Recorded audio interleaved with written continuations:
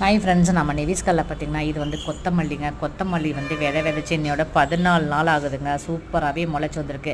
நான் என்ன செஞ்சுட்டேன்னா, நம்ம ஏற்கனவே கொத்தமல்லி வந்து நிறைய போட்டு எனக்கு நிறைய ஃபெயிலியர் ஆகிருக்கு. ஏன்னா வரவே அதாவது முளைப்பு திறன் வந்து கொஞ்சம் தான் வரும், பாக்கியெல்லாம் வரவே வராது. நான் அதுக்காக என்ன செஞ்சுட்டேன்னா நிறைய கிட்ட தூவி விட்டுட்டேங்க. தூவி விட்டது எல்லாமே முளைச்சி சூப்பராகவே வந்திருக்கு. ஏன்னா எங்கள் வீட்டுக்கு பக்கத்தில் உள்ள மளிகை கடையில் தாங்க வாங்கி கொண்டாந்து நல்லா காய போட்டு நல்லா 1-2 உடைச்சிட்டு போட்டேங்க. சூப்பராகவே வந்திருக்குங்க. இனி நம்ம கார்டனில் இனி எல்லாமே நம்ம கொத்தமல்லியும் நம்ம வந்துட்டு சமையலுக்கு எடுத்துக்கலாம். நம்ம கார்டனில் வந்து இதுவரை புதினா இருக்குது, இப்போ கொத்தமல்லி இருக்குது, பொரியலுக்கு தேவையான கீரை இருக்குது, காய் இருக்குது. நம்ம எல்லாமே ஆர்கானிக்காக நம்ம வந்துட்டு நம்ம விளைய வச்சு சாப்பிட்றதில்ல. அதில் கிடைக்கிற ஒரு சந்தோஷம் வேறு எதுலேயுமே இல்லைங்க.